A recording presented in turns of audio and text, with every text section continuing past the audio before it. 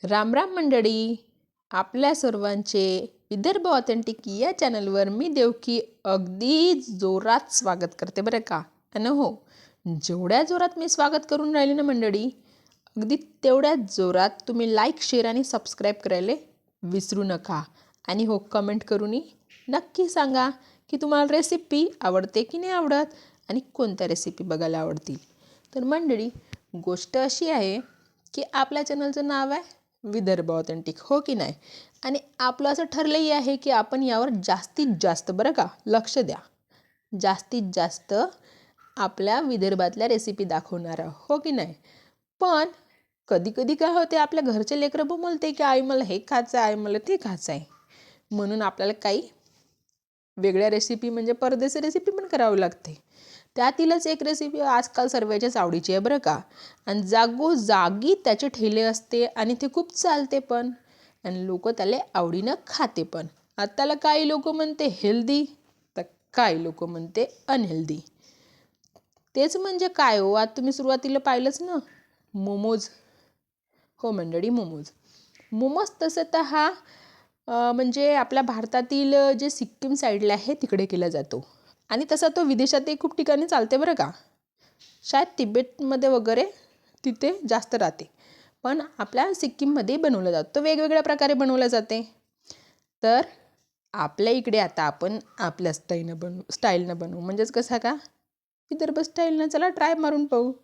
खरं सांगायचं तर मला हे बाकीचे जे चायनीज म्हणा, पास्ता, आणखीन पिझ्झा असे पदार्थ जास्त आवडत नाही. त्यातलीच एक मोमो, जो मी कधी टेस्टच नव्हता केला खरं सांगायचं तर. आणि आज जेव्हा टेस्ट केला ना बाई, एकच नंबर, एकदम झकास.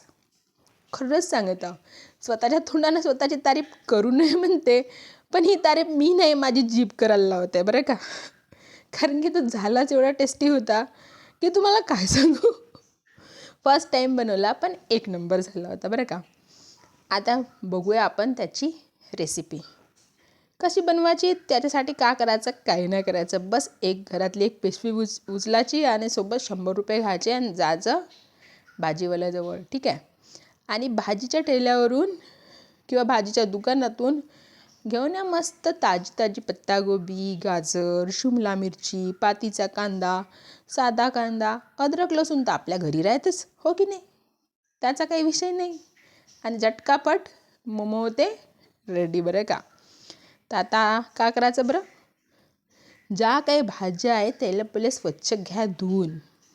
धुवाले विसरायच्या नाही, कारण की तुम्ही स्वतःच्या वावरातल्या जरी आणाल तरी आपल्या इकडले लोक त्याच्यावर फवारणी केल्याशिवाय राहत नाही. म्हणून बाजारातून, दुकानातून, कुठूनही आणा किंवा शेतातून आणा, पण भाज्या स्वच्छ धुवा, ठीक आहे. त्याच्यानंतर त्याला मस्त फाईन चॉप करून घ्या, एक नंबर बारीक बारीक. मोठी मोठी कापून घ्यायची नाही, बारीक बारीक चांगले काम ते कापून घ्यायचं. त्याच्यानंतर गॅस पेटवायची आणि त्याच्यावर ठेवायची एक कढई. जे तुमच्या घरी असेल ते, स्टीलची तर स्टीलची आणि ॲल्युमिनियमची ते ॲल्युमिनियमची. आता जशी ज्याची परिस्थिती, हो की नाही. आता आम्ही बघा कोणती ठेवली आहे, ठीक आहे. तुम्ही लाईक, शेअर, सबस्क्राईब कराल तर शायद स्टीलची होऊन जाईल बरं. आता बघा, मी ते ठेवली कढई. कढईमध्ये टाकलं तेल. तेल टाकल्यानंतर त्याच्यामध्ये टाकायचं सर्वात पहिले लसूण, तेही बारीक कट केलेलं, आणि अद्रक, तेही बारीक कट केलेलं. सोबत टाकायची 1 किंवा 2, तुम्हाला जेवढं तिखट पाहिजे किंवा त्या भाज्याचं अमाऊंट पाहून तेवढ्या मिरच्या, ठीक आहे, त्याही बारीक बारीक. आणि ते व्यवस्थित शिजलं की त्याच्यानंतर काय करायचं, आपण ज्या भाज्या चिरलेल्या होत्या त्या त्यामध्ये टाकायच्या आणि मस्त त्याला बरं का शिजू द्या. म्हणजे खूप गलगिल्या नाही होऊ द्यायच्या, आपल्याला थोड्याशा हलक्याशा मुरू द्यायच्या आहे, ठीक आहे. मुरू द्या म्हणजे थोड्याशा हलक्याशा सॉफ्ट होऊ द्या आणि व्यवस्थित मिक्स करून घ्या. त्याच्यानंतर आपण यामध्ये म्हणजे टाकावंच लागते मोमोजमध्ये, ते म्हणजे black pepper powder. Black pepper powder टाकणं हे गरजेचंच असते, त्याच्यामुळं त्याला चव येते छान, ठीक आहे. ते टाकल्यानंतर त्याला व्यवस्थित मिक्स केलं की आपण इथं बनवतो मस्त पनीर मोमोज. का बनवतो? पनीर मोमोज. तर मग पनीर तर टाकाच लागेल ना बाई. ठीक आहे, मग पनीर घ्यायचं. जर तुमच्या हाताने चांगला कुस्करून टाकणं होत असेल तसं टाका, नाही तर मी नाही टाकलं तसं टाका. असे जबरदस्त बनते ना, एकदम क्रीमी क्रीमी A1. मी खरं सांगतो, जर तुम्ही एक वेळेस तुम्ही अशा तऱ्हेनं घरी बनवून पाहाल ना, तर गॅरंटी का ठेल्यावर जाणं बिलकुल विसरून जा. आणि लेकराले म्हणान का हर संडेले बापू तू हेच फरमाईश कर, हो की नाही. आणि लेकरू म्हणून मग की माझी मम्मी तर बाबा मास्टर शेफ आहेच आहे. आता ते आपली भाजी झालेली आहे तयार, त्याला ठेवून द्या साईडले थंड होणे गरजेचं आहे, कारण की आपल्याला त्याचं सारण नंतर भरायचं आहे.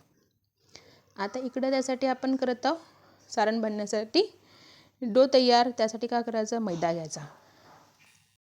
हे बघा, मैदा जर घेतला तर तुम्ही दुकानातून कधीही आणा, अगदी वेळेवर जरी आणला तरी पण त्याला गाळाचं विसराचं नाही.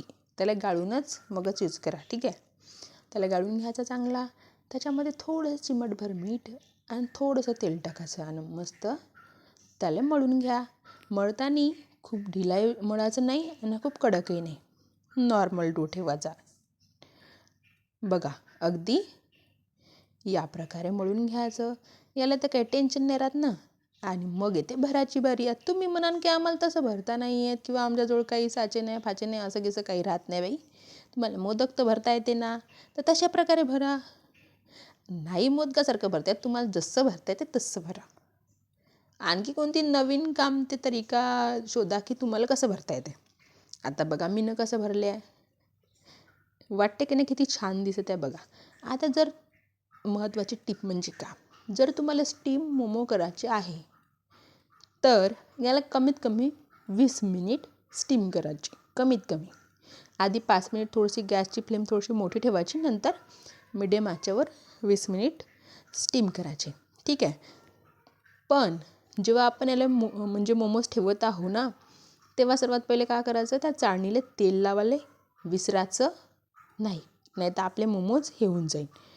ठीक आहे, आणि खाली जेव्हा आपण डायरेक्ट चाळणी ठेवतो ना, तर चाळणी ठेवायच्या आधी पण एखादं भांडं वगैरे ठेवलं तर बरं राहील. बघा, आता हे चांगले स्टीम झाले. आपण याला 20 मिनिट स्टीम केलेलं नाही, फक्त 10 मिनिट केलेले आहे, कारण की आपल्याला काय करायचं आहे, फ्राय मोमोज करायचे. आपल्याला स्टीम मोमोज करायचे नाही. त्यासाठी आता मग काय झालं, आपले फ्राय मोमोज करायचे. त्यासाठी आपण ठेवले पुन्हा कढईमध्ये टाकलं मस्त तेल. तेलाला येऊ दिलं चांगलं गरम, बरं का, 1 नंबर गरम दिलं.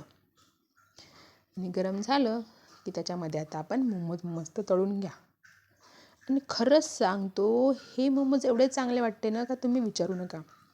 ते म्हणतात ना, कधी कधी बाहेरचे पाहुणे येते ना, घरच्याच्या सर्वांच्या आवडीचे होऊन जाते, तशातलाच हा प्रकार आहे. आत्ता मला कळलं की सर्व लोक मोमोज बोलते काहून. आणि कधी काही कोणाला खायचं विचारलं, जास्तीत जास्त लोक 100 रुपये प्लेट असूनही खायला तयार राहते काहून. तर आता हेच समजलं की मोमोज राहतेच एवढे टेस्टी. ठीक आहे, आता हे आपलं चॅनल आहे विदर्भ ऑथेंटिक, पण अशी एखाद्या वेळी आपण रेसिपी बघूया. आता जर तुम्हाला या संडेला विचार येत असेल की मी आता या संडेला काय नाश्ता बनवायचा, तर काही विचार करू नका. घरच्या ज्या भाज्या आहे त्या कापकूप करा आणि मस्त मोमोज बनवा. आणि हो, रेसिपी जर आवडली तर लाईक, शेअर आणि कमेंट नक्की करा, कारण की तुमचं एक लाईक समोरच्या व्यक्तीला व्हिडिओ बनवासाठी आणखी खूप सारा काय म्हणते हुरूप देते, बरं का. आणि मस्त शेजवान चटणी मेयोनीजसोबत घ्या खाऊन.